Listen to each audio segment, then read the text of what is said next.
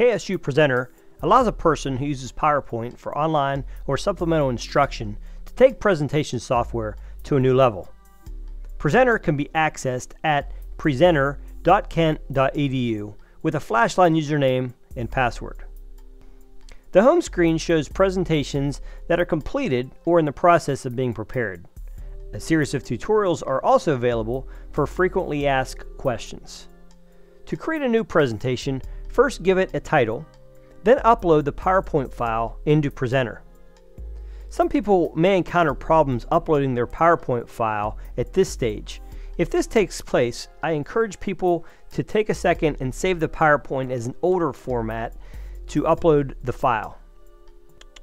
The settings allow for one to make the presentation accessible by using keywords and titles, and also the decision whether or not this presentation will be searchable or be kept private.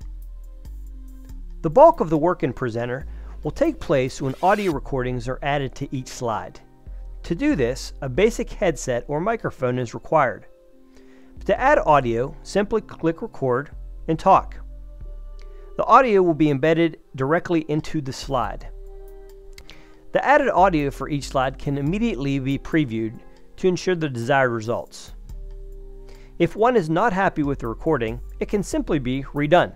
One other idea in Presenter that may be advantageous again to the students or the people watching the presentation is to come in to where your slides are named. By default, they're named slide 1, slide 2, slide 3, and rename them. And rename them something logical like introduction, or something fitting that corresponds to the content of the slide. That way, when the person is watching the presentation, if they have a question about a specific slide, rather than say, I'm on slide 3 or on slide 4, they may say, I'm on the slide regarding the use of tables, or the introduction slide, or the conclusion slide, or whatever the name of the slide is, rather than using the default name slides. Once all the audio narrations are added, the presentation is ready to be distributed to the audience. This can be done a couple of ways. Under the Manage and Create option, a list of presentations are given. By right-clicking on the presentation title, the hyperlink can be copied, or the presentation can be opened in a new browser tab, creating a unique URL. This link can be shared with those who wish to see the presentation. In Blackboard, a web link can be created using the presentation URL. A second way to distribute the presentation is by embedding it rather than have a direct link. In Blackboard, this will allow the students to immediately see the presentation rather than having them click on a link. To embed the presentation, select and copy the HTML code from the Embed area in the Manage and Create option. In your Blackboard course, choose the location where you want the presentation to appear.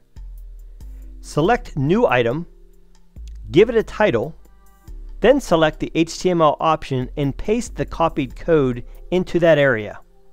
Click Submit, and the presentation should be embedded into Blackboard. There are a few advantages to using Presenter over using just general PowerPoint with audio added to the presentation. First, the presentations you create in KSU-Presenter are stored on the server, so there's no need to keep and organize files or folders on one's computer, where instead everything is organized inside of Presenter. Second, students don't need PowerPoint or PowerPoint Viewer to view the presentations. They simply need the internet. Presentations can be viewed one slide at a time by the students and also controlled by the student. They can go forward or backward and review slides as needed, rather than having to watch the presentation from beginning to end with just regular traditional PowerPoint. For the editing aspect, because the editing is done one slide at a time in Presenter, the audio recording is easier to do and easier to redo if mistakes are made, rather than doing the whole presentation in one sitting. The only possible disadvantage to using Presenter would be one, if the file needs to be saved as an old format before importing. A second disadvantage might be if a lot of animations are added. These will not transfer into the presenter file.